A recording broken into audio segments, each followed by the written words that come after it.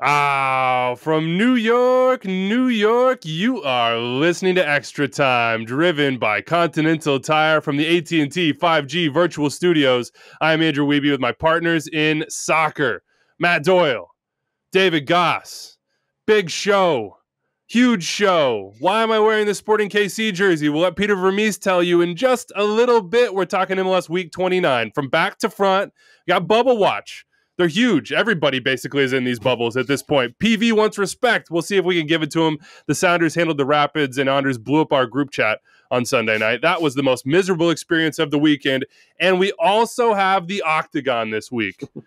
MLS, I hope you enjoyed the last, 27 games in the course of 4 days, because CONCACAF is taking over. We're going to have live shows. We're going to preview all the games for the U.S. and Canada. We're going to dive into it. Let's just promote here a few things that you need to go check out at MLSsoccer.com. The call-up has the new Atlanta United coach Gonzalo Pineda on Tuesday. The lights aren't quite as bright. We'll talk about that in a second. Not the result they wanted this weekend. Also, Doyle and I... Weeby, you got that Atlanta United jersey on under the SKC jersey? You're going to do the nested doll reveal? You can't take that one off, baby. Right here on the chest. No, I'm just kidding. No, I have somebody hammering in the golden spike. How many stripes do you have tattooed on your body? Are there 5? I don't know, because they've changed the stripes. Aren't there like 3 stripes now? If you went 5 stripes, you're screwed. Well, listen, I'm an Adidas guy, so I'm 3-stripe life. Perfect. There you go. Look at that. Of course. Power ranking show, right, which Atlanta United I don't believe will be in the top 10 of.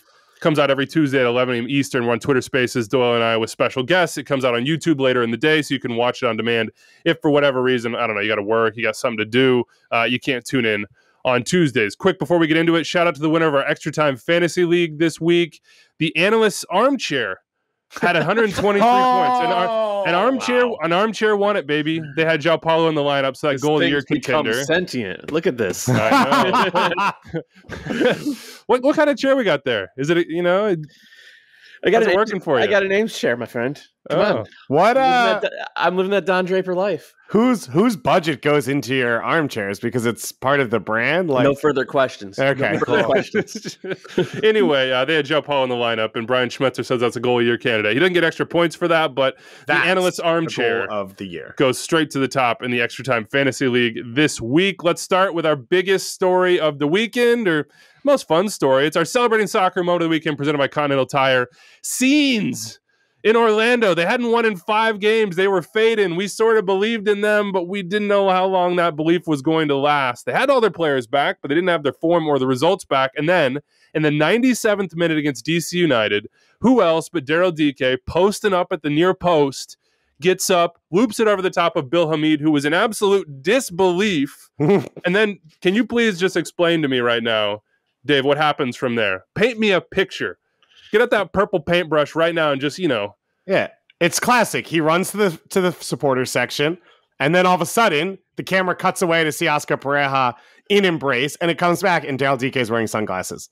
Like a cool guy. He's got his purple shades on, just celebrating. Shades. Yeah. I think there was a little white Orlando City there probably was, side because as well. Here's what Anders informed us of in the pre-meeting, is that there is a children's supporters section over there. As you and do. And these sunglasses were borrowed from a child who has dedicated their emotional well-being to Orlando City, which is their choice. That is their choice. You remember, though, when the stadium opened, and last year as well, like Orlando City has a history of late winners, dramatic winners in front of the wall. And it's like kind of the only thing I think of when I think of Orlando City soccer. Daryl Dike bringing that back. Also, he's just so happy. Game ends then like 30 seconds later, and they cut straight to him, and he's like smiling and dancing. And Oscar Pareja comes over to give him a bear hug, and he doesn't even shuffle his feet because he's so much bigger than Oscar Pareja. and it was pretty epic. I think Anders said it reignited his love for the game overall. We just need Anders on the show. By the way, who's a better hugger among MLS managers than Oscar Pareja? Hernan Losada's got a good hug on him, but Oscar, he really sells out for the embrace. Like, he had his face buried in his assistant's, arm, like in his shoulder, and just true. The connection there is so pure. Timber's coaching staff is a big hug group, and it's big. Gio Savarese red-faced because he does the scream immediately, and then they turn around and they all hug. I mean, this was huge for Orlando. Tata squad loves a good hug as well, even now in Mexico. Yeah, they love a quick hug post goal, and you can understand why Atlanta faded after that. They had this family atmosphere. Frank de Boer was not much of a hugger. No, not a big hugger. A little bit cold, that Frank de Boer. Look, this result. We were joking about the scenes, and they were incredible. This result was so needed, Doyle, for Orlando City. We have sort of strung them along here, and we've believed in them, and we've sort of been waiting for this moment. But to do it in what is a 6-pointer, drink at home if you're listening at night with something in hand, it was crucial, because that entire Western Conference, we'll talk about it in just a second, is just absolutely mashed up. And with one play, one result, Orlando gave themselves at least Sorry, did I say West? They're both that way. So okay, I was like, we will get there. Yeah, this particular one is the East. But Orlando gave themselves just a little bit of breathing room. Just a tad, and maybe a home game in the playoffs if they can hold on the rest of the way. This is what we kind of expected to see, right? Like, even during this tough stretch, there were reasons why it wasn't happening for Orlando. And it often comes down to injuries and loss of form. And now Daryl Dike is back and healthy, and the fullbacks are back and healthy. And, Nani's been rested, and Pereira has been rested. Jegson Mendez is back. So, David had his own personal parade because of that. Like, this is the Orlando City team that we thought we would see, and it needs to be understood. This past week was a wood chipper. They went to New England, who are obviously the best team in the Eastern Conference, and they were a missed penalty kick away from getting a point there. They went to Nashville, which is the second best team in the Eastern Conference. They got a point on the road there, and they had this DC United team at home, and they eventually got all 3 points. And I maintain that based upon the way they played in this game, a point would have been fine, because if you look at how DC affects other teams, like, they just destroy their ability to play. And in this game, they weren't able to impose that upon Orlando. Like, Orlando did not create a ton of chances from open play. And part of that is, like, it's just not quite clicking in the final third. But part of that is, like, DC United is really good at preventing teams from doing that.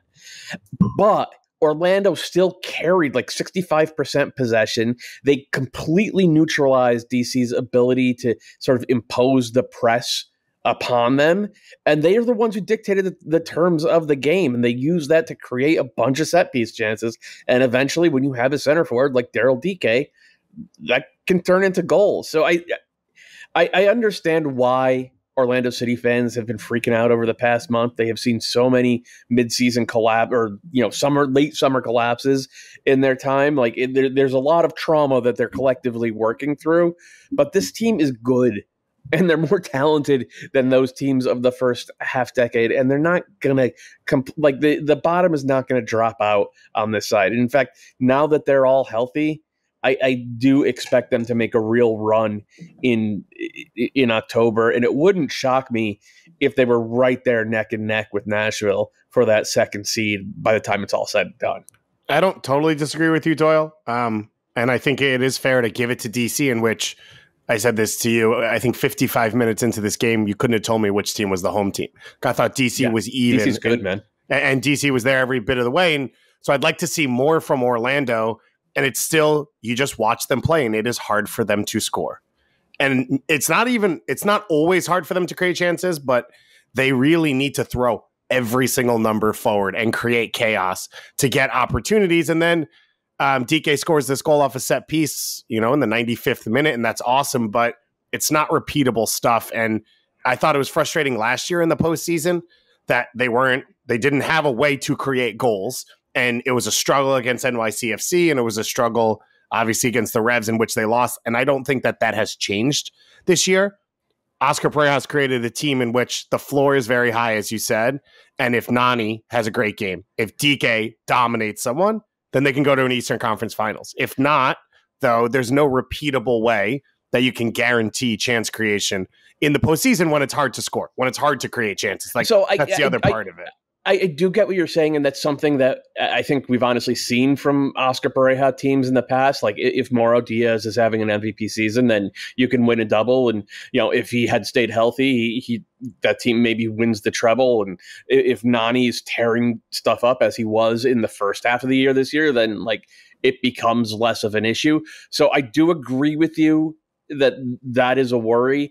at the same time, if you go back and you watch that game, especially once you get past about the 55th minute from this past weekend, like Juan is getting, he's getting to the end line and he's hitting pullbacks, and they weren't resulting in shots because, again, DC United is really well drilled and very, very good.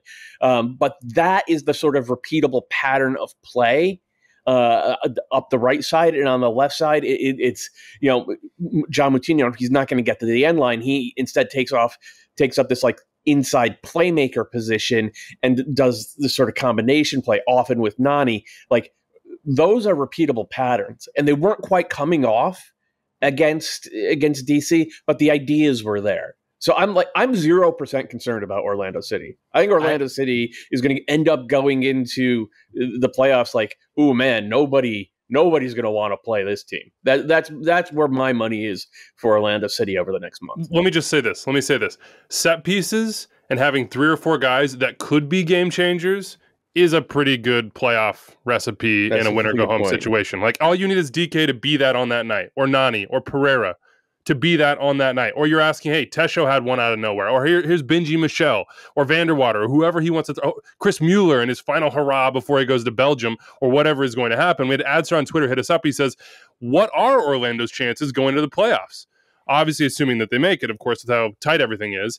He says, we seem to be turning around our performances, and DK seems to just be catching form right before the playoffs, and we know how dangerous he can be when in form. So in this iteration of Orlando City, let's say not that much changes. They keep sort of stringing along results, or they start to, I should say. But you have to remember, before this like winless streak, they had a lossless streak, so to speak, before that.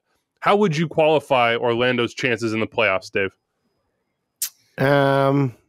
Because I would jump in just to quickly give my side of it. I would say you don't expect them to win, but it is plausible that they could make a run. Yeah, I don't think you'd be surprised, especially if they have a home game or any home games, because of how good that atmosphere is.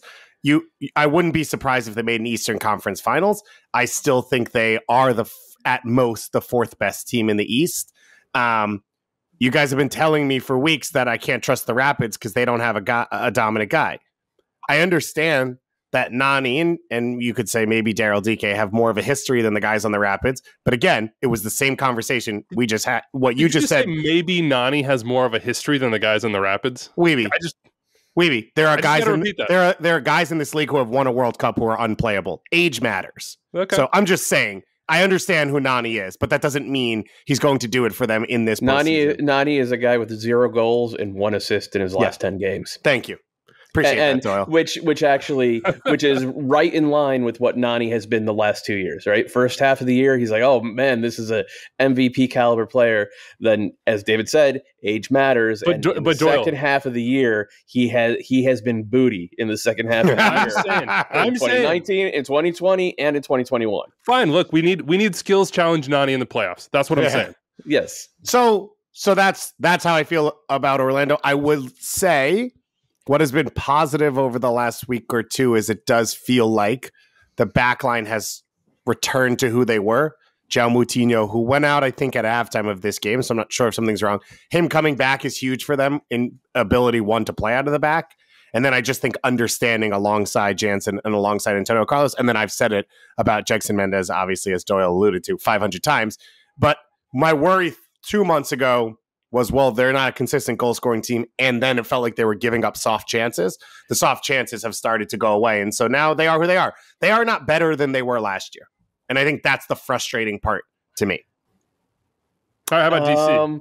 Wait a minute. Okay. They're not better than they were last year yet. Like, this was it's October 4th, Doyle. I know, and this was basically the first time they've had their first choice 11 available with DK healthy, and we didn't see that last year either. So I still think there is like undiscovered upside for this Orlando City team. This is an Orlando City podcast now. No, I just want to throw in on top of that, though, the one person I do see who I think could change that is Vanderwater. When he has been healthy and on, which has been rare, it feels like he has a gear. He can bring this team to a level that they were not at last year. And obviously Mueller has completely fallen off. And so he's not even an option really in terms of being a game changer. If that guy can can give you, starts and play at that level, then maybe it changes this calculus for me. Right now, Orlando in 4th, DC in 5th. That would be a playoff matchup head-to-head, by the way. And it would be in Orlando as it currently stands. Orlando, 42 points. DC sitting on 40, both with 28 games played. That's basically the case. If this is a playoff game in Orlando, they have to give away those sunglasses as the giveaway for That's true. Game. It doesn't matter that it's, doesn't in Florida, sunglass season is year-round. You can always use a pair of purple shades. Sean Hargrove hit us up about DC. He says he might not be the head coach of the year, but Hernan Losada is certainly the innovator of the year for how he uses Nahar and Gressel. Doyle, this is for you probably. Have you ever seen an underlapping right center back before? This is basically just your opportunity to heap some praise on Hernan and DC, and also what Nahar and Gressel have both done this year in huge bounce back season. We have to point out, I don't know if other people know this, Matt Joel is a huge Sheffield United fan, so this is nothing new for him. He's been a Blade most of his life. I do not understand that reference. They played with underlapping center backs to get into the Premier League, and that was what Chris Wilder was famous for innovating, which now Hernan Losada is used very well with. Would not be shocked if Hernan Losada was a big Blades guy. Yeah, maybe. Like his midnight viewing sessions, the man just seems to be completely plugged in at all times to everything soccer. So what was their underlapping center back? Was it based out of a back five, and did it have more to do with positioning or literally like carrying the ball and like looking for guys to dribble? Because the second one, yeah. But they were more center backs than fullbacks. They were. It felt like they were less mobile players, and it was more, I think, creating angles and spacing than what Nahar does, which is making runs with the ball if he wants to, or picking up the ball and beating guys 1v1. It's unique in MLS history. Like there's never been a center back in a back three or a back five who has been given license to do what Andy Nahar goes out and does on a weekly basis. Now, granted, he spent almost the first half of this game at left wing back. Yeah. And it didn't work. And he ended up, they made a sub and he went back to right center back. And like Orlando City did a really nice job of neutralizing him. But Nahar looked absolutely cooked last year with LAFC, and he's been completely revitalized. Should be, for me, he should be the runaway comeback player of the year. And go ahead. No. And it may, like DC United ends up being a different sort of matchup. Like going back to what I was saying in earlier in the segment about how they end up imposing their will upon even the best teams and making those teams sort of adjust to what DC is doing. A large part of that comes from Nahar getting on the ball and unleashing these 40-yard dribbles from unexpected spots to unexpected spots, which forces unexpected rotations. And the upshot of that is the opposing left back is always coming in off the flank to try to deal with Nahar, and that leaves Julian Gressel time and space to get on the ball and whip in cross after cross. And of course, he is one of the assist leaders in the league, and he's one of the best crossers of the ball we've ever had in this league. So it's this like very symbiotic relationship between those two guys, and it's born out of this very distinct attacking style from the back. It's been wonderful to watch and just wonderfully effective. So the one thing I was just going to add is when things are successful, it's a copycat league. I know it was San Jose who are weird to play against, but watch the way Jake Nowinski played left center back for Vancouver against San Jose on Saturday night, and it was very similar to what Nahar has done well. Matthew Cantu hit us up from Milwaukee. What does an informed Julian Gressel contribute to the national team? The U.S. national team, by the way, because I'm pretty sure that passport is incoming for Julian Gressel. He's talked about it before. Does he have a place? Could he have a place in this national team? I mean, it's the crossing we often talk about, but it was an absolute laser beam that beat Pedro Gaese this weekend. And Pedro Gaese, to Gressel's credit, is probably cheating for the cross in that situation. Yes. I hope so. He better be. Better be. Yeah. Giving him a lot of credit on that one. I like Julian Gressel a lot, and I think if it was the previous cycle, people would be losing it, like would be penciling him into the 11. But if you look at the amount of depth the U.S. has, both at right back and on the right wing, it would be hard to imagine him finding a spot. Julian Araujo has looked at that depth as well, so he would agree with right. Like the only the only qualifier there is like, okay, maybe if we end up going to like a back five or a back three with full-time wing backs, then Gressel probably has a better shout. But even then, like it's not like Serginho Dest, Joe Scally, Brian Reynolds, Reggie Cannon, Shaq Moore. It's not like these guys can't play wing back as well. So like I think he would be in that mix, but it's like I don't think there's an obvious like, oh, we got him, he's a starter now. I don't think that is that would be in the cards.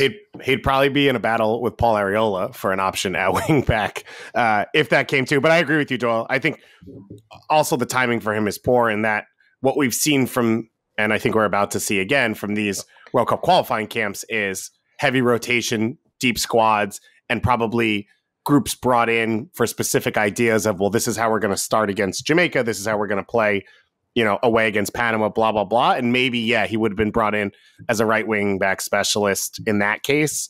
But if not, it seems tough to think the time it's going to take him to get a passport, meaning more experience and getting older for the guys under, at right back who are all 18 to 22. Seems tough to think that Gressel would win a spot. But in a congested time of schedule like we saw this summer, I wouldn't be shocked if he was a top 60 option and therefore on a roster. All right, we'll see what happens with Julian Gressel. But for now, he's among the Daniel Shalhoub best 11 choices of guys that were no good last year, and in Doyle's words, maybe booty, and have been very, very good this year. Seattle Sounders 3, Colorado Rapids nothing. You've never seen a first-half group chat that was more miserable than this one. Producing Anders, I don't know what he was doing, running naked through the streets in Queens.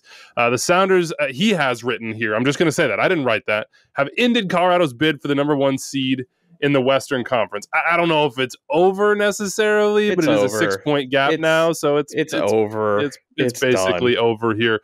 This was a interesting game. 3 goals in the first half. Jimmy Medranda's goal got taken away, but that was an absolute disrespectful goal. Unbelievable from Jimmy Medranda. That's the sort of thing you can pull off when you're up 3-0. But João Paulo went God mode, dribbled the entire Rapids team. No Rui Diaz and Ladero here. And multiple goals in 4 straight games for the Sounders. Will Bruin played his role to perfection. Christian Roldan got a goal. What was this statement, Doyle, by the Sounders? We keep just putting them atop the West, and I think we're going to keep doing so because this was a sort of game where they might not have always been the better team or demonstrably better, but they always seem to come out with this result when it's demanded. Yeah, and it's 3 straight games in which they've scored multiple goals, which they hadn't been doing much throughout the summer. They came off the disappointment of the Leagues Cup final loss, and seeing a little bit of red and playing a little bit pissed off.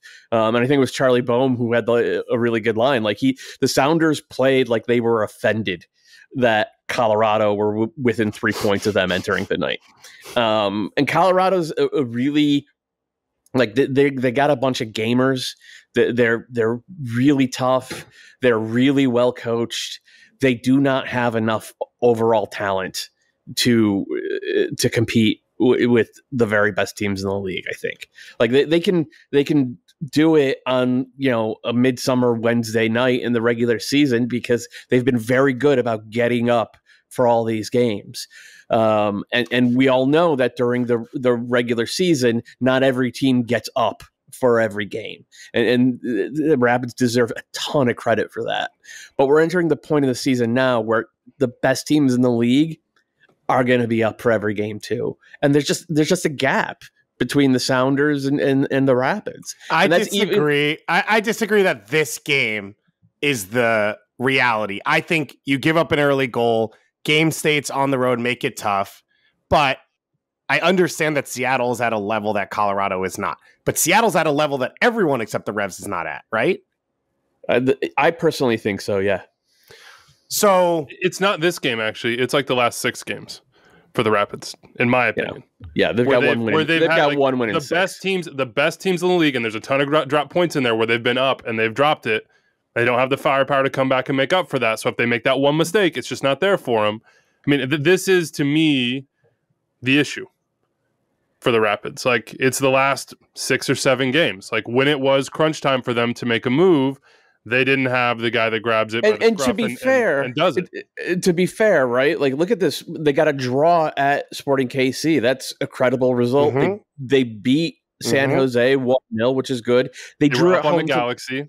They were up on the late goal, I want to say. And they drew at home. They went to Portland. They got a very good draw there. They drew at home to Vancouver. Now, I think we all like. Pretty sure the Timbers were down. The Timbers got red cards in that game. No, right? I don't remember that. I'm just saying, if you're the best team, or you're a team that's going to be at the top of the Eastern Conference, yeah, Tuiloma got a red in the 42nd minute.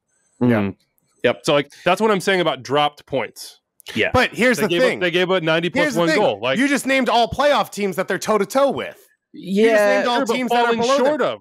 So wait a minute, Weeby or Gassman, they drew at home to Vancouver. Yeah, they followed that up by drawing at home to Toronto. The Vancouver one was tough. The Vancouver one, to me, is the game in all of this where it's when they are home in the playoffs and the need to create chances is on them, which they did. They couldn't finish them. The Vancouver one, I think, is actually the toughest result in this whole run because they were dominant in that game. Vancouver got 1 half chance and they ended up tied 1-1. But to me, most of the issues for them are actually against a team like Toronto, where they need to create a ton of chances and should be winning, and that's not a playoff scenario. Yeah. If that makes sense. Like, they can play against the ball in most playoff games and try and play in transition. I understand when you have Michael Barrios on your team, you are literally, that is your fate, and that is what Dallas has experienced for years now. So, whatever. I'm just pushing back a little bit in that this Seattle game was the sign that they can't play at this level.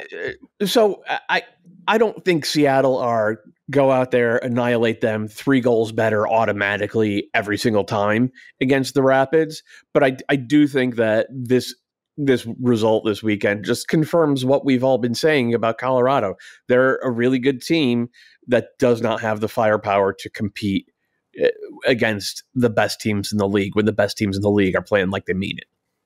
Yeah, I would agree with that right now. And that's, look, we're like picking holes in a team with 48 points that's probably almost certainly, given that everybody else is fading. I mean, 5 is Salt Lake with 39. They're going to have a home playoff game. For the Colorado Rapids to have a home playoff game, given sort of their spend profile, and that's a little complicated because of obviously what they've done with allocation money within the league, is incredible. What they've done is incredible. This doesn't take away anything from the project that they're building, from, as you said, Doyle, the effort of the players in these moments. There has just been, in the last month and a half or so, a little bit of an equalization and a little bit of a like, oh, well, when you don't have that, this is what happens. You have opportunities to perhaps be top of the West. They could certainly be there. They didn't make the difference in the moments when they needed to, both on the attacking side, but also on the defensive side. And that's what they got to figure out for the playoffs. They could make a run. I just don't personally expect them to be a team in MLS Cup to get out of the Western Conference. Here's Sergeant Pickles hitting us up. Narratives and bias aside. Narratives and bias toward scoring be damned. João Paulo should be the MVP. Brian Schmetzer was out here talking a big game at halftime after that goal. Can we just put in perspective the goal itself from João Paulo? I think we've praised him, frankly, enough on this show. If you don't know by now that he is an absolute beast, well, you need to go watch that goal and it will reconfirm, but that's not the only moment you see that in. He is the, what is it? It's the Chris Armas or the Ozzy Alonso or the fill-in-the-blank defensive player of the defensive midfielder of the year. No, the Chris Armas defensive midfielder of the year. Correct. We named it after Chris? Yeah, we did. Yeah, we did. I mean, how many best 11s early in the league? It was deserved. He is that. Walk me through this goal. Who else was sort of wowed by this? We can't hit Anders' mic here, but he's going to judge us by this answer, I think. No, it's absurd. I mean, he steps out of midfield. I was already in the bedroom getting ready, and then I started screaming. And my girlfriend was like, "What are you doing?" And I was like, "That's one of the greatest goals I've seen in MLS." But he steps out of midfield. He wins the ball. He immediately beats Tommy Wilson on the dribble. I think a little part of this is Wilson had just picked up a yellow card. So I think he kind of steps out of that tackle, but it doesn't take anything away. And then what's impressive is he has the energy going into halftime where he's already worked the entire game to run the 45 yards, beats Lawless Abubakar, and then able to beat the goalkeeper as well. And a lot of players you see kind of like at that point, they fluff their shot, they make a bad decision because you're a little bit tired. And that's, I think, where Schmetzer was really high on the fact that he had the determination, the work to win the ball, to create the chances, and then he's able to finish that off. I love Schmetzer just pointing at the screen on the interview and just being like, "That is the goal of the year. You will vote." It was very dad-like. Here's the demand I'm making. Respect that. We have another tweet here from Michael Dolazar. What does Josh Atencio need to do to get into the U.S. national team conversation? I know he's not yet starter quality, but he seems like a great option to fill a Tyler Adams-shaped hole if needed. Atencio keeps playing well. Yeah. Before Doyle, you take this first, but before you say this, I would just like to say Brian Schmetzer is one of the best coaches in MLS history. Do not know if he's much of a content machine, because his demands, that work ethic, are what people want to see in their goal of the year. And mentality. Yeah, probably don't exactly. You know what? We got a new goal of the year, folks. It's the Brian Schmetzer work ethic and mentality goal of the year. Yes, I love this. For the guy who sticks his head in a situation he shouldn't, or for the run made by a defensive midfielder in the 44th minute. Brian, you've got your wish, man. You've got your wish. Doyle, what do you think about Atencio? Before we talk about Atencio, I just want to say I actually liked the second Sounders goal more. The one where they build from back to front, Bruin drops into midfield and hits that blind long ball to Christian Roldan. And then, I think João Paulo's touch in the box, I think that was intentional. I think it was too. What else could he be trying to do there? He's just trying to keep the play alive, I think. Yeah, he knows exactly, and he knows the wing back on the left side is getting forward. So I actually like that one. Like, obviously the one, the solo run is going to win goal of the week and might win goal of the year. But just in terms of who the Sounders are and their patterns of play, that second goal to me, that was special. As for Atencio, he's really good. He's got a great range of passing. He has good physicality with the ball. He's brave, right? When he gets on the ball and he has space to take, he will take that space. And he's also gotten better at reading the game. I mean, in last night's game, João Paulo was playing less as a true six and more as a box-to-box guy, whereas earlier in the year, it was the other way around. It was Atencio who would be box to box, and João Paulo is the true six. So as he's developed his soccer IQ and gotten those reps, he has become more of that guy who sits and protects the back line. The concerns with Atencio are all about lateral quickness and agility, because there are times where he just gets left for dead against exceptionally quick attackers. He has had trouble keeping up with them, and I think if there is a limit on what he can be, both for the Sounders and for the national team, that's where it is, and it's why I think a lot of the times we people have said, like, maybe let's try him at center back, because sometimes putting out fires through central midfield has not been his strong suit. Which Seattle has done. They did it at Tacoma. I think he played there last year in an MLS game as well. Yes. So they have tried that. The Tyler Adams shaped hole is not the right way of thinking about it with Atencio. I think the idea with him, with his range of passing and some of his physical limitations, is he's more in the mold of what Greg Berhalter had, Michael Bradley and then Jackson Ewell doing, like conducting the game from deeper, sitting and just being a protector in front of the back line and not going out and being a disruptor or a ball winner, but instead being just kind of a shield. So I do expect at some point to see him in the national team setup. I'm not sure that he's a surefire we're going to see him play 50 times over the course of his career. But he's a really, really good player. And part of having a good academy isn't just producing Jordan Morris types. It's also producing guys who, are going to be in MLS for a good long while and, hopefully play 300 games for the hometown club at a high level. And Atencio certainly looked like that type of player to me. I don't think this is a comp for Atencio, by the way, but to that point, I think Sean Davis made his 200th appearance for Red Bulls this week. That's the type of player you're talking about, of like club guys who fill out your roster, guys who you can have around for culture point of view, year in and year out, that the fans can connect with. I just want to sort of end this conversation here with wow, I mean, Christian Roldan's career so far and career to come, pretty incredible stuff. We'll see what he does with the U.S. national team, but it always just seems like he makes the difference in the right time, and now is his time. 2021 seems like it is the year of Christian Roldan. Rapids fans, if you have any thoughts on where this team is going, what they could do in the playoffs, hit us up, 401-206-0MLS, extra time at MLSsoccer.com. Right now, safely in third, but Portland chasing from behind. 27 games played for the Rapids. They do have a game in hand, and I believe that game in hand comes to fruition this weekend on Sunday. Yeah, they're in Minnesota. And Minnesota's fading, so that's one to get 3 points in to keep pace in the Western Conference. Let's talk about the team that's second in the Western Conference. Sporting Kansas City. They won 4-2 against the Houston Dynamo. Daniel Shalhoub got another open play goal. Johnny Russell took another PK. He made it. So, Shalhoub is being the bigger man. He's handing that off, even though Johnny said after last week he would hand it to him. Now, Peter Vermees afterwards was an image, man. He was a vibe. He was drinking red wine. He was asked a question that I don't think he necessarily wants to answer these things, but he certainly will if you ask why Kansas City does not get enough respect. I would say that's probably par for the course with our club.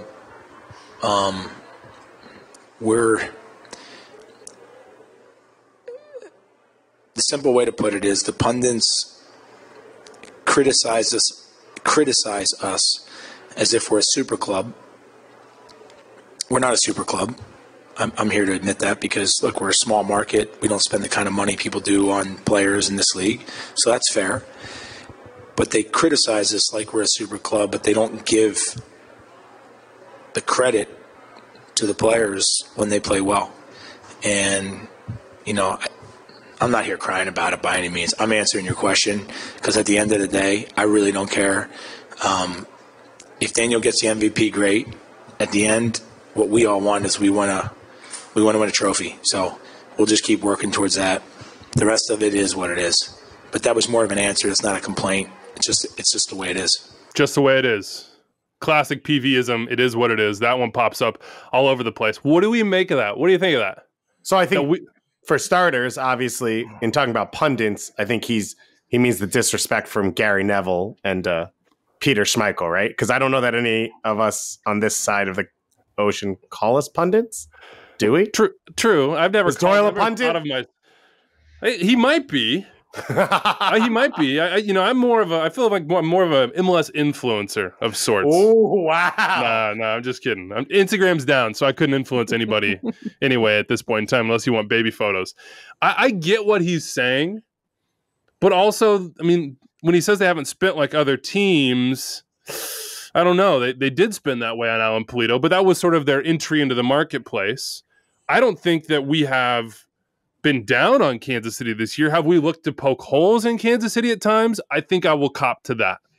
And that's his point. His point is that that's a problem of his own making. Not really, right? but he's saying I think are fairly conscious here of that there are different market sizes and there are different realities in different markets, and we are on this show probably today going to celebrate Montreal for what they're doing. Sure. I think to an extent we've celebrated Colorado. When we've looked at KC over the last 2-3 years, specifically, whenever they've been top 2 in the West, it is why won't they win MLS Cup and what is wrong? Not, oh my God, I can't believe the level of success and consistency that Sporting KC has built. So I don't think Peter Vermees is wrong there. No, I disagree with that.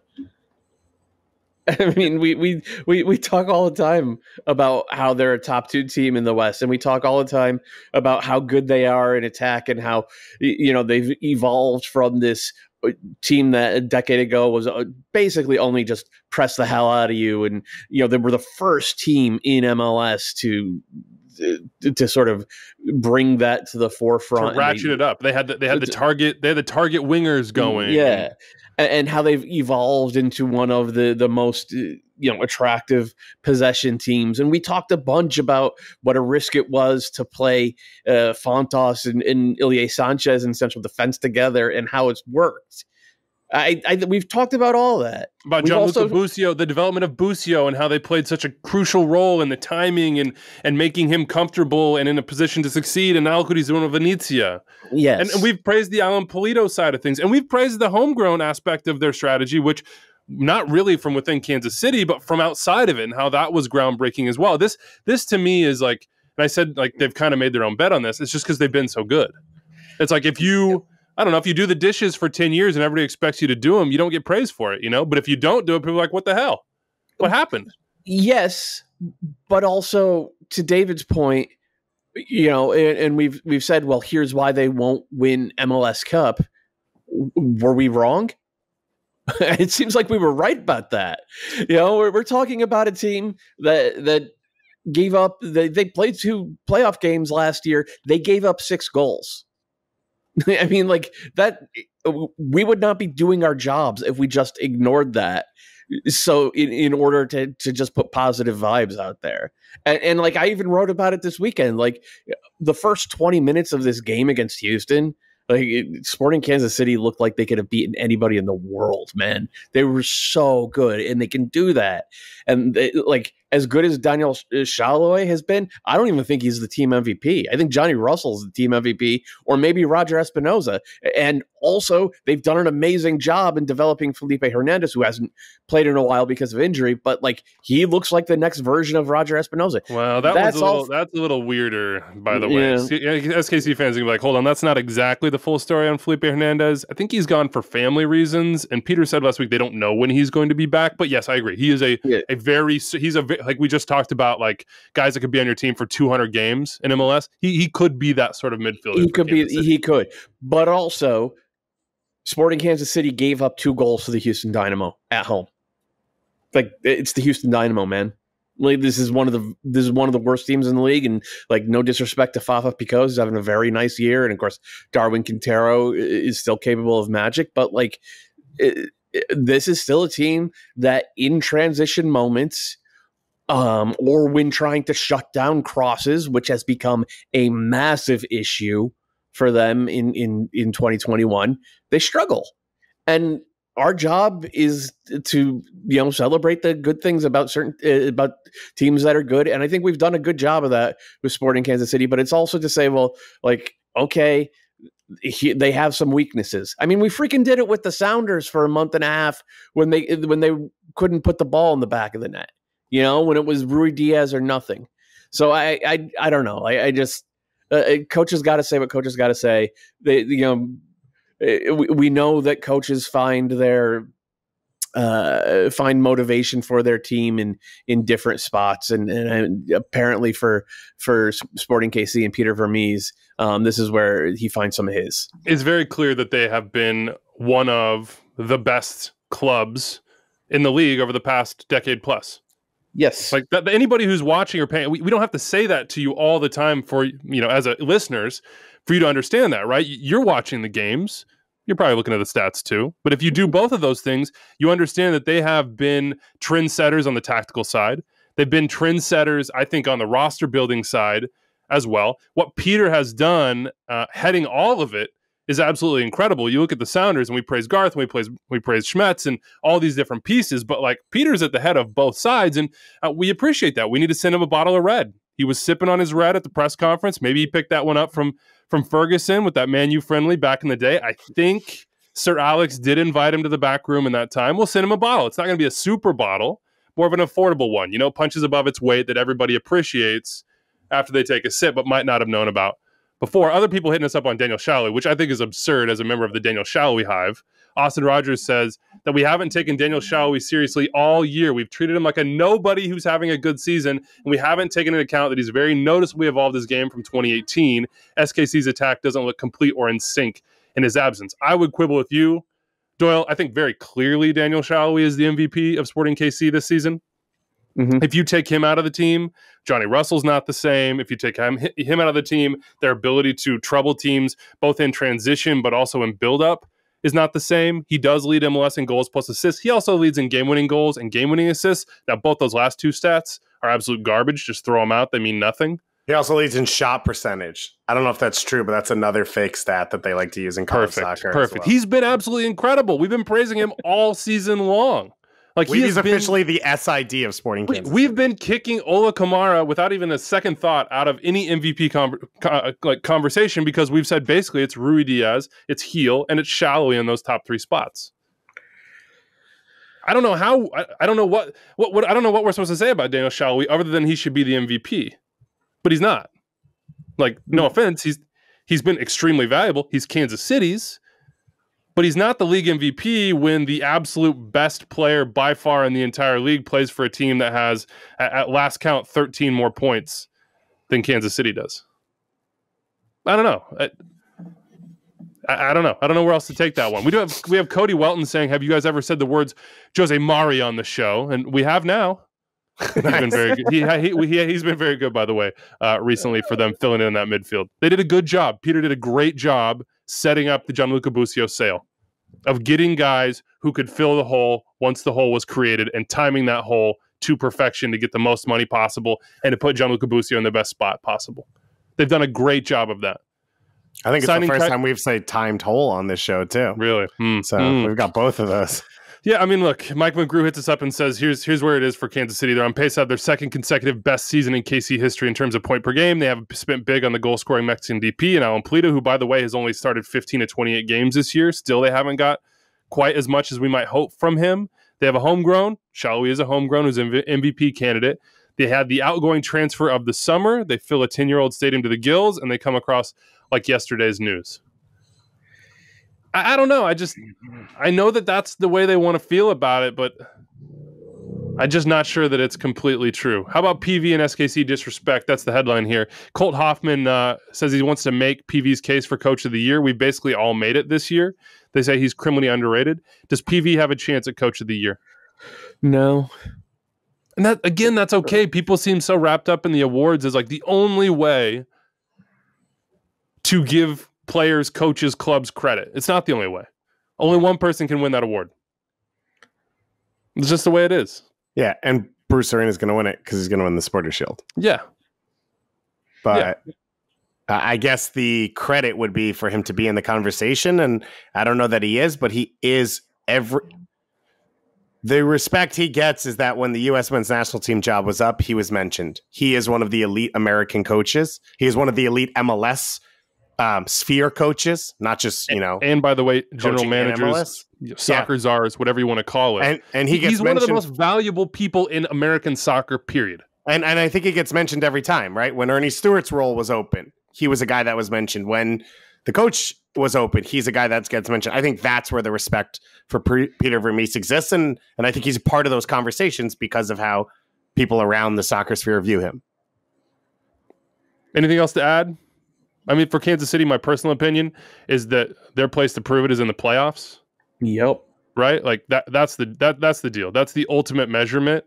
I think that everybody respects what Sporting Kansas City has done. Whether it's as a club, you always hear, okay, we're going to go tour a stadium. We're going to go build ours. We want to go see the best, the best stadiums in the country. We're going to go to Kansas City and ask them how they did it. Well, we're going to figure out how to, to revitalize our fan base. Maybe we're an MLS original that's trying to figure that out. Well, there's no better example than Kansas City for what they've done. I mean, they are in so many ways, whether sporting or across the board, setting standards. And yeah, I just don't know that we just don't feel like we have to say that all the time. But I thought it was pretty clear. We'll end it there. Thoughts, hit us up, Kansas City fans or otherwise. Last thing on Kansas City, I do want to just throw out there, our thoughts are with the family, friends, all the Cauldron members out there. Eduardo Meza tragically passed away. He was a big part of that section, banged the drum for a lot of games, and really gave his life to that team in a lot of ways. So our thoughts are with those that are mourning his tragic passing, Eduardo Meza. Into the bubble zone we go. It's time now to praise Club de Foot Montreal and Wilfred Nancy. Atlanta United go to Montreal. Atlanta United leave Montreal with no points. Montreal 2-1 winners. They responded. Romel Kyoto responded. Speaking of players that a Texas team might have should have not let go. Right now, in the Eastern Conference, Montreal are 7th, Atlanta are 8th, 40 and 39 points. This was a huge game, 6-point game. Drink on that one, Dave. I know you're a Quebecois honorary or maybe more official now. This was huge. This was huge. Yeah, and I talked about it with you guys. I think I've mentioned it before, but to me, the story for Montreal this year is their ability to rebound from tough moments, whether it's complete game losses, whether it's losing streaks, or whether it's just a bad goal in game, or maybe their legendary head coach. Yeah, for sure. Yeah, and having to live in Florida for half the year and not play home games and all that stuff. Just slandering Florida like that. Yeah, I'm fine with that. I don't care. Yeah, for sure. They to me have been the best in the league. And you watch this game, and I thought Montreal was okay in the first half. Atlanta's always going to have more of the ball in this game, whether they're home or away. Montreal allows that. That's fine. Mulroney and Araju come off the bench. They link up for the goal 5 minutes later, and Montreal scores within 3 minutes and then scores again. And that is the story for Montreal. And in a season and a league where we're talking about everyone's so close, every week one team's buried, one team's alive, and then it shifts the next week. What Wilfried Nancy has been able to build in a group where no one has been through this before, like no one on this roster. Because even when you think of guys who have played in MLS, like a Mihailovic, maybe you could say Sam Piet. That's really it. And so what Nancy has built for this team to have the resilience they have, to understand that they have control of their destiny still, and to not overreact to tough losses or bad performances. I mean, they lost at home to Nashville. They got that draw against Red Bull, and then they return and they blow Montreal out, and they go back this week and they lose to Columbus in Columbus, and you're thinking that's a 6-pointer, and then they come back a week later and they're able to knock off Atlanta, and that's been the story for them in game and just over the course of the season. You had a rant on Atlanta. You were gonna.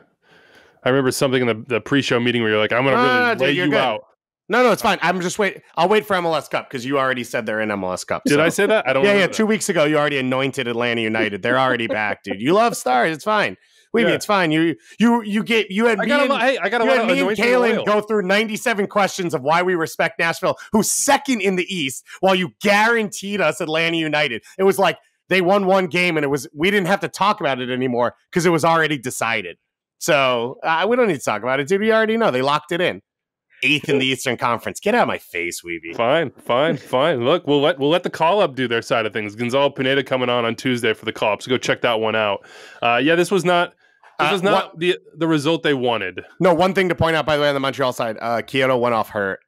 Yeah, they're saying 2 to 3 weeks. World Cup qualifying now, so worse for Honduras maybe than it is for Montreal. But with Toy out, he is essential.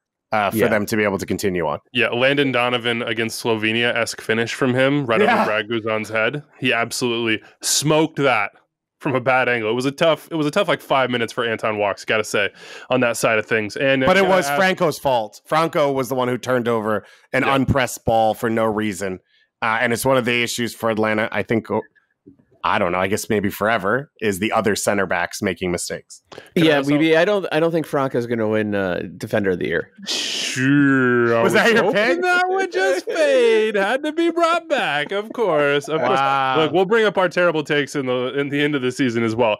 I'm not a pundit. See, that's what I was trying to say. Not a pundit when you pick that sort of thing preseason. What is going on in the Eastern Conference? We're still trying to figure that out. Let's just try to roll through here because from 3 at the Union at 42 points down to New York Red Bulls at 9 on 34 points. There is, there's a lot of possibilities here. As for the Crew, Doyle, you said their season is over as it pertains to playoffs. I'm in agreement on that one. The Union rolled them 3-0. Yeah. I don't know. We got to ask some questions. It was not an Evan Bush vintage game. First free kick goal, a lot of questions to ask about that one. Jack Elliott, congratulations, man, but probably not one that should be scored. And then the last one goes right through Evan Bush's hands. And in the middle, Marlon Hairston and Darlington Nagbe have a walkabout and watch Alejandro Bedoya run right past them to be wide open in the 6. to slot home the second. That was it for the Crew. But you had an interesting one, and I want you to take this on here and help explain it. Andre Blake versus Matt Turner for Allstate Goalkeeper of the Year. We all know where you stand on Matt Turner, but you had an interesting concept as it pertains to maybe who got hosed last year and who's going to get hosed this year.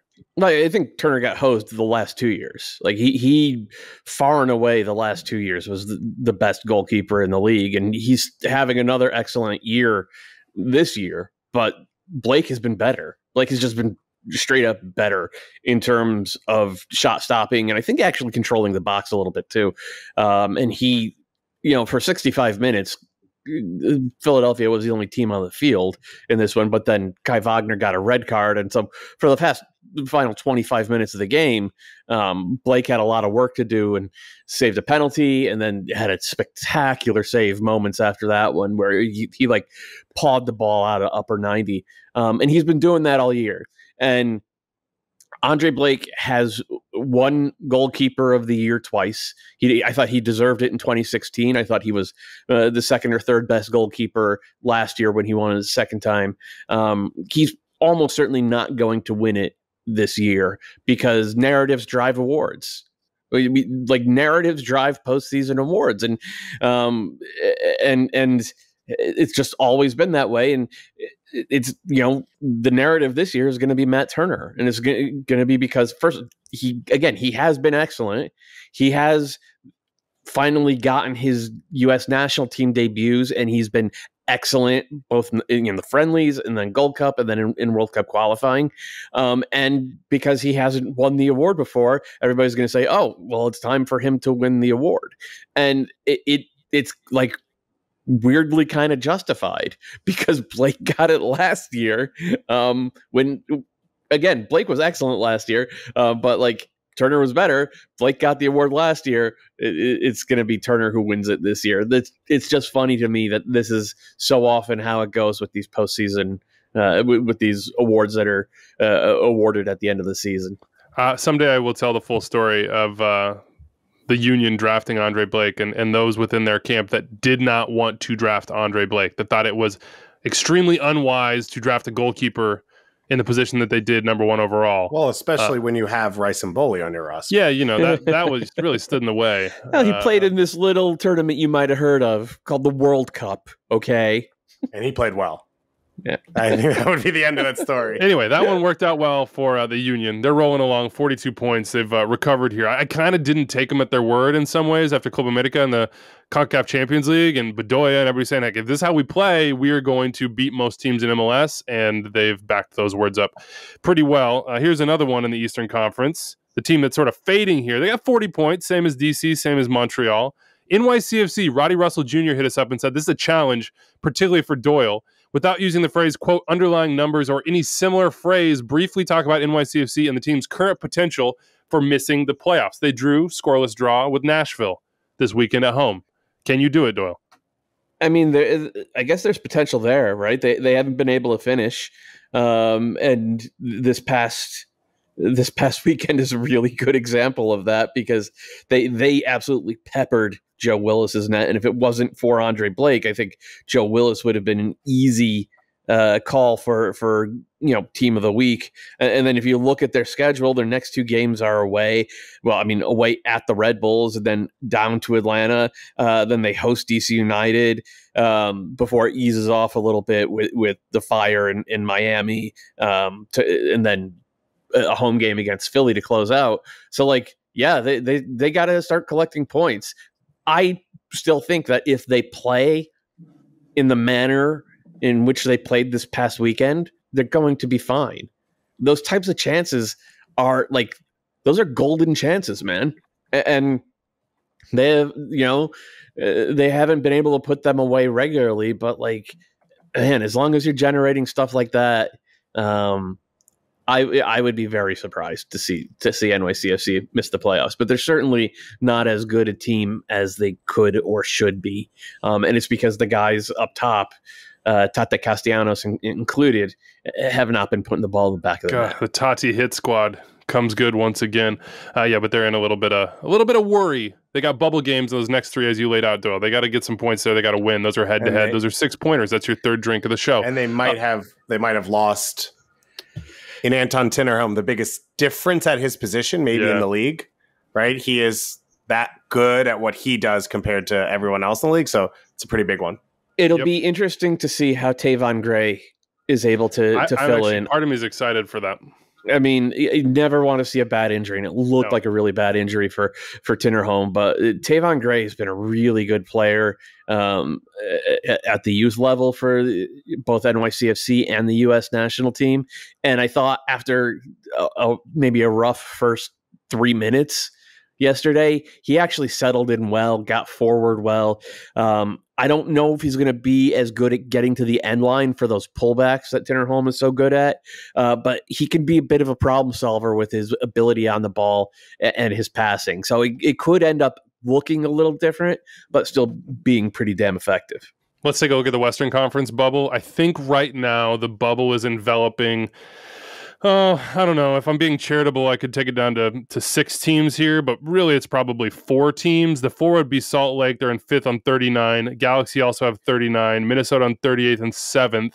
Then it's Vancouver, a point back and a point out on 37 points. And again, if you're charitable, you go down to LAFC and San Jose on 34 and 33. Here's your challenge, Dave.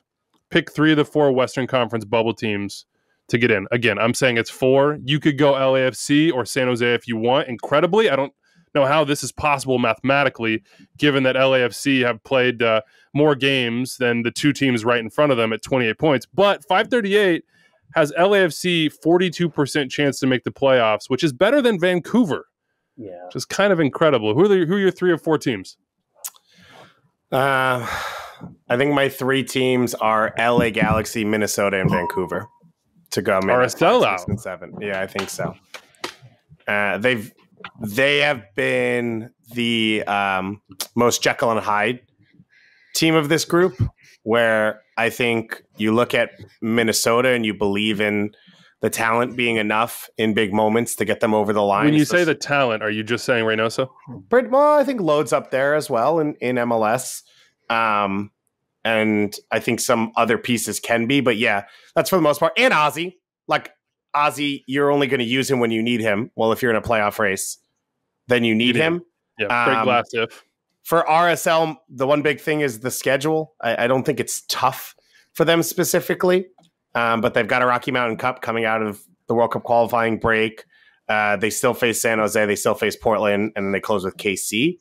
But I just it's 5 goals against one game and then a big 2 win the next game, which I don't know is steady enough to get you there. Right now, it feels like Vancouver is the team of all of these that knows who they are the best, and they've been the most consistent. So I feel pretty good about them making the postseason, even as I've banged on saying they just need something from Cavallini. I just think it's too hard for Brian White and Gall to carry the goal scoring through the end of this. But those are the 3 that I He's making it look easy. Hat trick, baby. Yeah.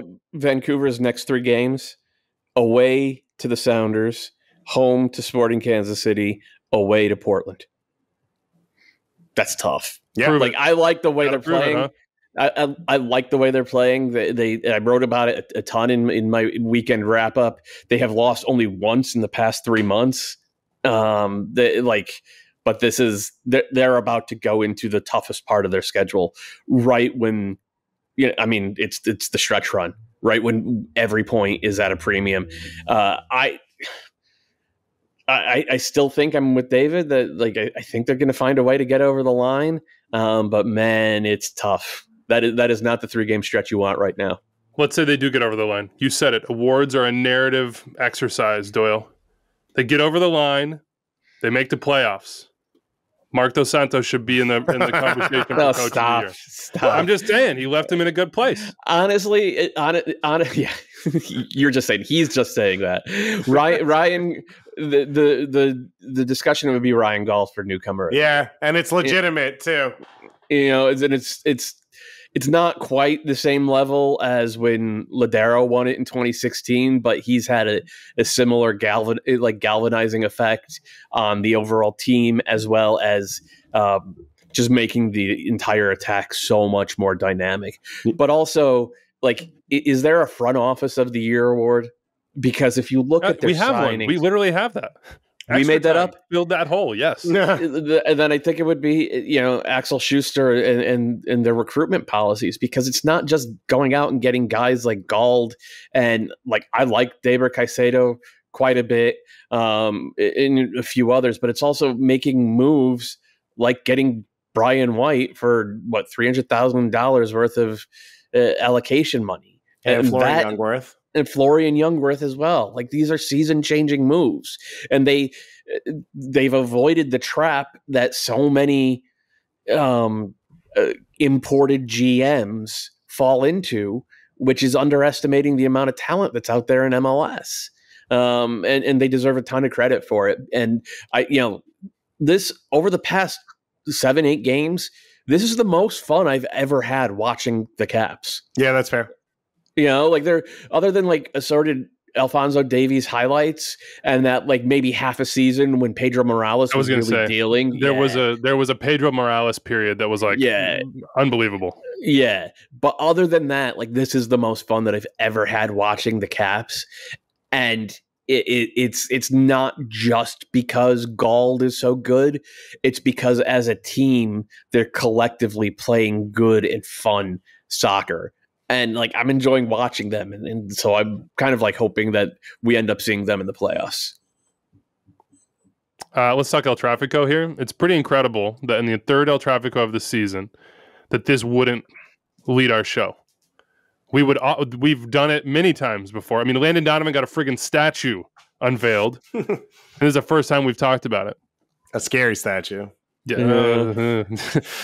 Art is in the eye of the beholder. Yeah, true. That's fair. So everybody gets their own opinion on these things. But I think everybody probably should share the same opinion, which is that El Trafico this time around was a bit of a stinker. Was not did not have the intensity, did not have, I don't know if I want to say quality, but I would say quality. And then I think indicative of this whole thing, I'm sitting there in the second half and I had it muted for most of it and I unmute it. And Taylor and John Chamey are arguing about who should be more happy with the point. And I'm just my mind is blown. Who should be more happy with a point? This Galaxy team has the worst form in the entire league. They're trying to throw away their inspiring, incredible first half. And they're on their way to doing it. And LAFC are, 2 years off of being just an absolute revelation, like a literal mirage of perfection. And now look at them.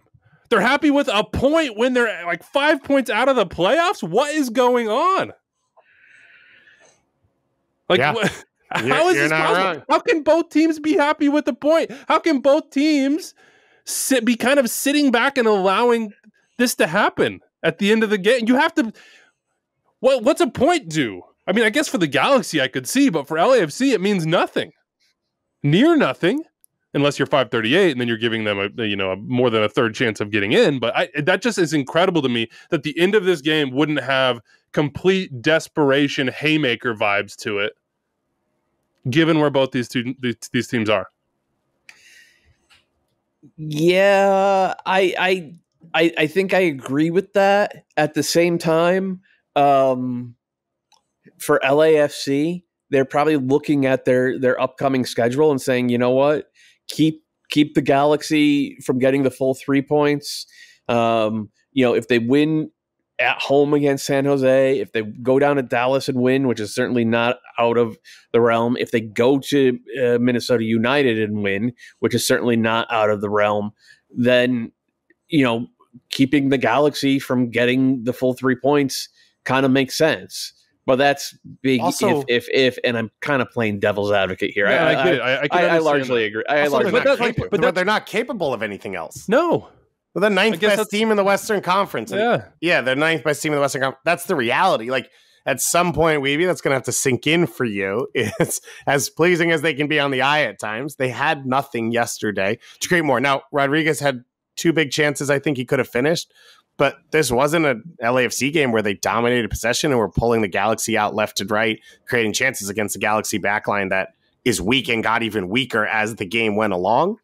But I just think that's the reality. On the flip side for the Galaxy, the other big conversation in the second half was playing Joveljic up top alongside Chicharito. And I thought I understand they haven't worked on it before, but it just feels like you come into the year and your whole conversation is about getting Chicharito into spots on the field where he's effective.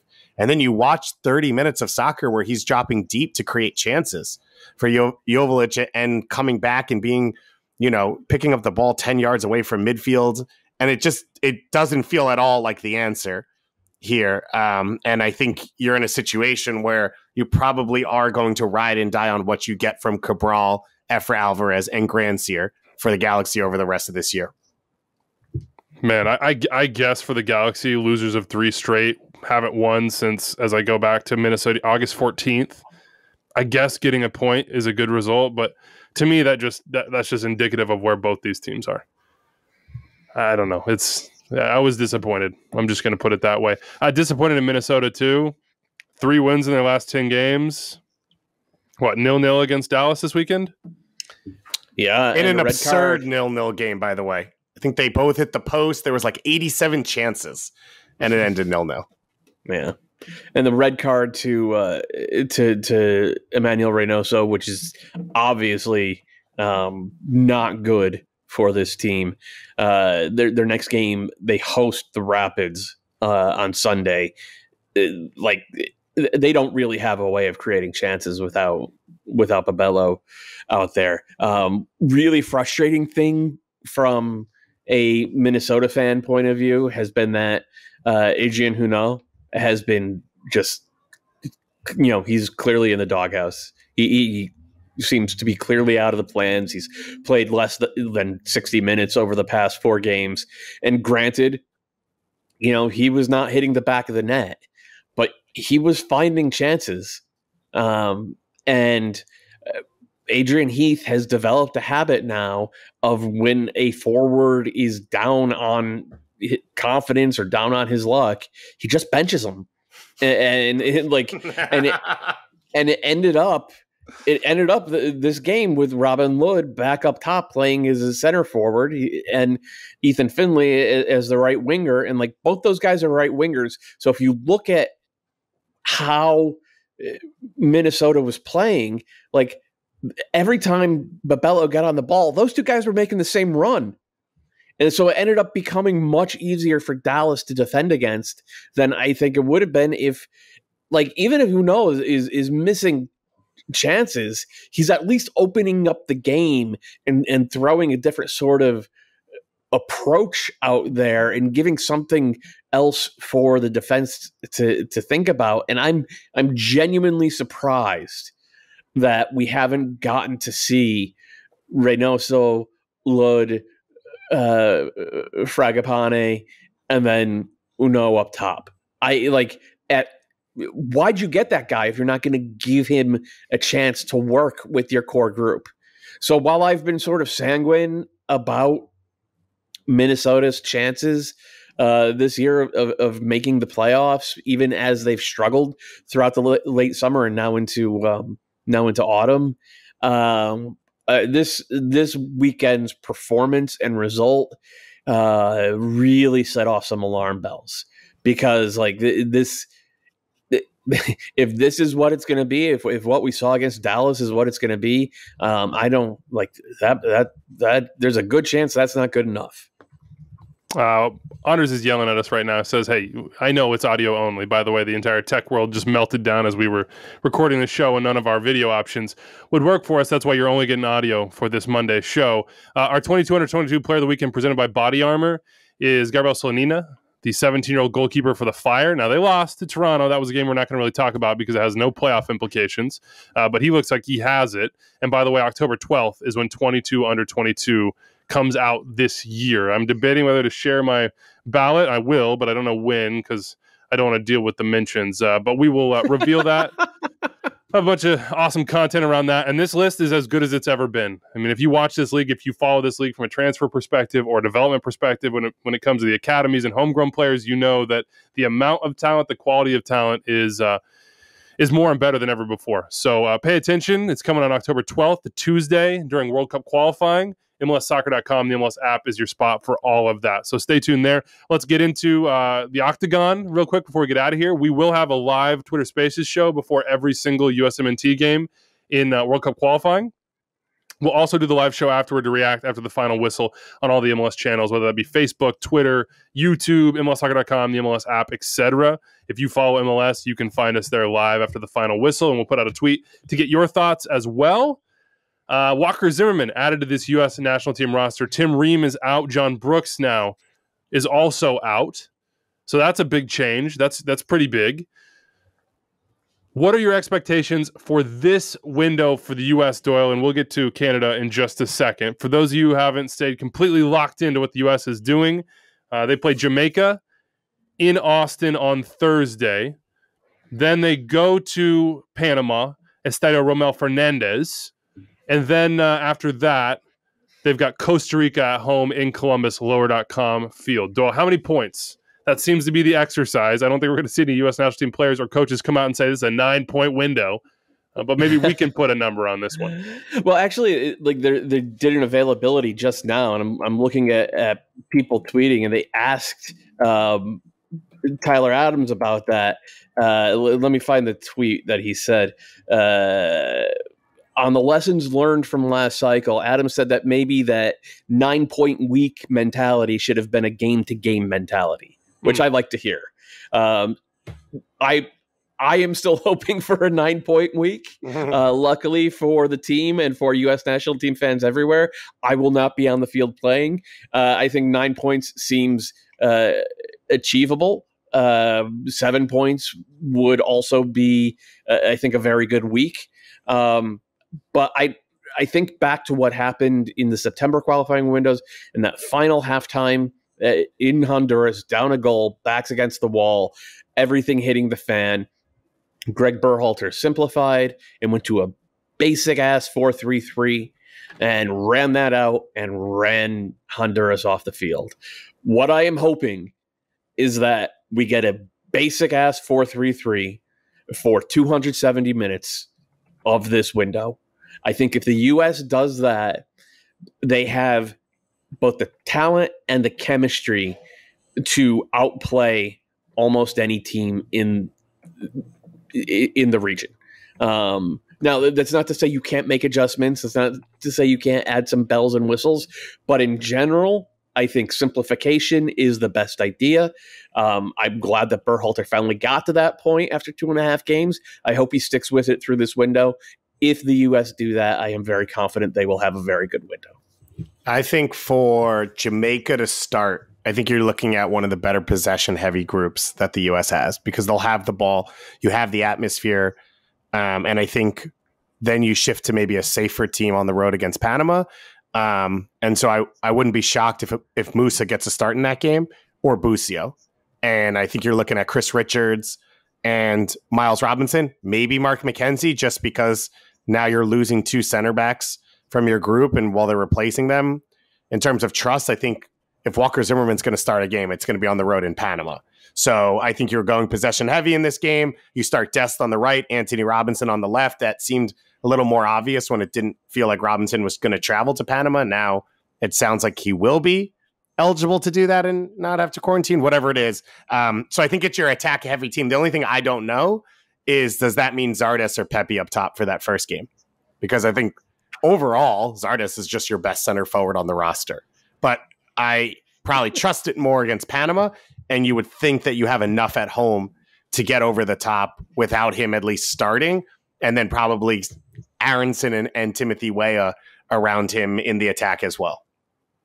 If you haven't gone and checked the standings since those first 3 games, Mexico 7 points. They're atop the standings. Canada and U.S. and Panama all have 5 right now, each with a win and 2 draws. Panama, by the way, got that draw against Mexico. That's where Mexico got 1 point. And then Costa Rica, Honduras, and El Salvador all with 2 points. Jamaica at the very bottom with 1. They lost to Panama, by the way, 3-0.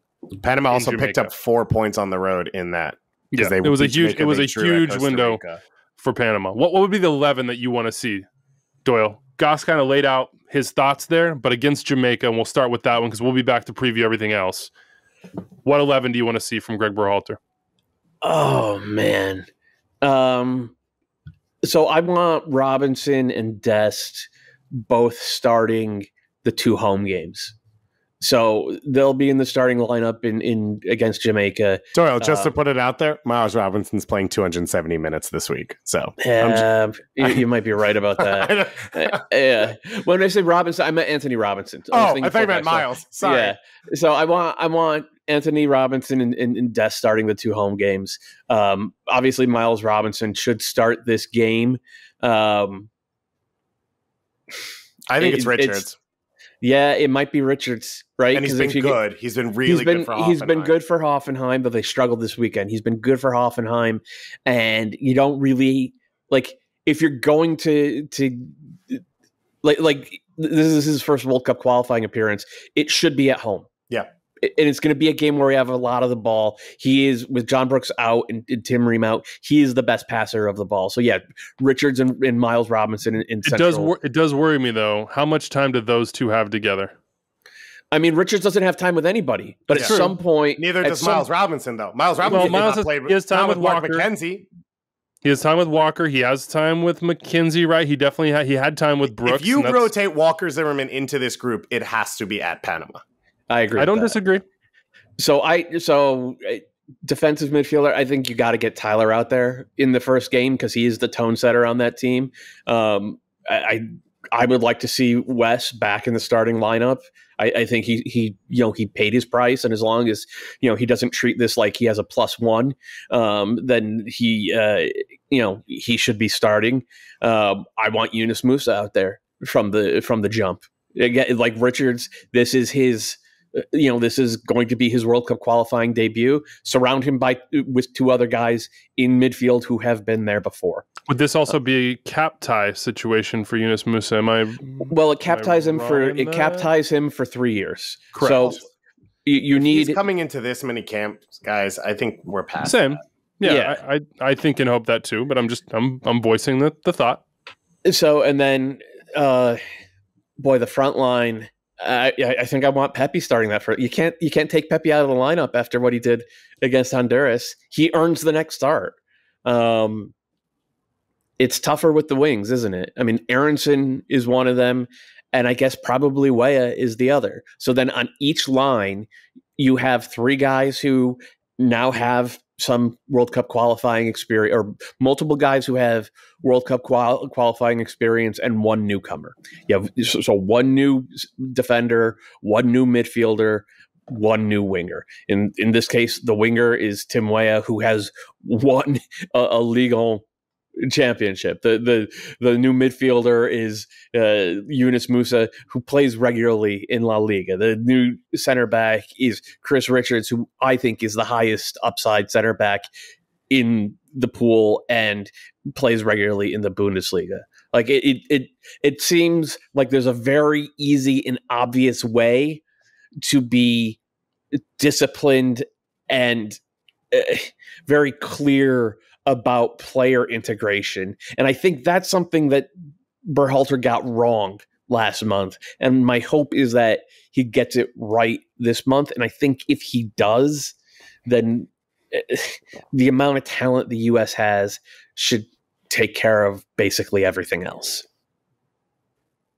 What do you think about Panama, Dave? It seems like you have some pretty strong thoughts about how that one. Yeah, I just think to the way Doyle just laid it out, it's because Sebastian Lletget starts that game. Paul Areola starts that game. Giassi Zardes starts that game. I think it feels a little bit like Gold Cup run back. Well, sort of, but last window was tougher because you had 2 away games and your toughest opponent was the home game. This is a much more straightforward, to me, different challenges and different needs in the 3 different games. And I think the U.S. has they're bigger favorites against these 3 opponents in these 3 settings. So I think there's a clear way that you can map out this roster over the course of these 3 games and still get the results. Now, when do you play Tyler Adams is probably the biggest question mark. Where and when do you use him? Doyle mentioned Pepe. I think that's fine because I also, again, trust Zardes down in Panama, and I think that makes more sense. Timothy Weah, I think, makes a lot of sense to play at Panama because he'll work probably the hardest, maybe him and Paul Areola at wing defensively, and just cover so much ground that you'd like to have that if you do have to sit behind the ball or whatever in those games. But either way, I think there's enough pieces here that you can trust in both those settings. And I like the way Doyle set up. I like the idea of getting guys experience here in front of a hugely pro crowd in Austin in a comfortable setting for most of these guys. Yeah. How about Canada? Let's switch it real quick before we get out of here. And for Canada, it's sort of what the U.S. had last time, which is where are you going to roll your dice? You play Mexico on the road in game one. You do not want to start a window and lay down. But at the same time, how much are you going to risk there? Because you then go to Jamaica and then you come home in a must-win 3-point game. I mean, don't you just play the team that against Mexico that you played against the U.S.? Well, so you can't exactly. Because Scott Kennedy's out hurt, and Kyle Larin hasn't played in 2 weeks. I don't think Kyle Larin's healthy. I think they brought him hoping he'd get healthy by the end. But you bring out the 5-4-1 and you say we're gonna have 25% possession, and we know that if we do this, we can get points. We can even without Kyle Larin. I mean, if he's Jonathan David up there instead. So do you start Atiba in that game? Yeah, I don't know. I mean, that's one of the tough decisions. I think you do. Because I think in the home game you can rest Atiba. Yeah, right. It's a tougher home game than El Salvador was, though. Right, like that's the end part of this camp. You start Atiba at the beginning. You probably don't really have him against Jamaica in the second game, so it kind of makes sense to start a Sam Piet maybe in a game like this because you're going to be in that 5-4-1, which I agree with in terms of formation for sure, Doyle. And then do you start Kamal Miller instead of Scott Kennedy, who's out hurt? And if so, how many minutes do you get out of Kamal Miller over the course of this window? Those are the three decisions that you have to make in terms of, okay, what's my minutes allotment for Jonathan David, Kamal Miller, and Atiba Hutchinson over the course of this 3 games? And then where am I going to put them? Because at Jamaica is probably a must-win borderline. Panama won there. We don't know what Jamaica looks like still. We don't know if they will ever become a cohesive unit over the course of this qualifying. And then you're in a race against other teams where it's, well, what did you do against this third opponent that maybe affects who gets the top 4 spots? So I think they have a much tougher decision-making process as well as window. And a lot of this is because they didn't beat Honduras at home and they dropped those points. And so I don't know that I play a bunch of these guys at Mexico. Because even when you look back to the Gold Cup and what they were able to do against Mexico, that was without a lot of the guys we're talking about. Yeah. Yep. And so I think you have belief maybe that you can get through 65 minutes. And then you bring on maybe Atiba to close out, or then you bring on Jonathan David later on. Going to be a thrilling window. It's here. Not many MLS games to sink your teeth into, just 4 over Saturday and Sunday. So for us, it's going to be all World Cup qualifying with just a little bit of MLS sprinkled in. We'll have live shows on Twitter Spaces before all these USMNT games. So tune into those. I think those will be on, we usually do those on yours, Doyle. So let's just assume we'll be there. And then anywhere on MLS channels afterwards live, reacting to these results as the U.S. and 7 other teams in CONCACAF, their World Cup fates are in the process of being decided. So tune in. Stay locked in. MLSsoccer.com, the MLS app is your spot. That's it for us. We got to get out of here. Before we do so, though, big congrats to Carlos Bocanegra, Steve Cherundolo, and Jaime Moreno on induction into the National Soccer Hall of Fame. Chrissy Pierce-Rampone will be there in 2022. She deferred induction, but really, really happy to see Jaime in the Hall. He's the first non-American MLS player, basically, to get in, and that is a great, great development for the National Soccer Hall of Fame, in my opinion. That's it for us. We got to get out of here. We will see you Thursday night after the USMNT game. That will be our show on Thursday. So put that in your memory banks. We will see you then. Have a great week, everybody.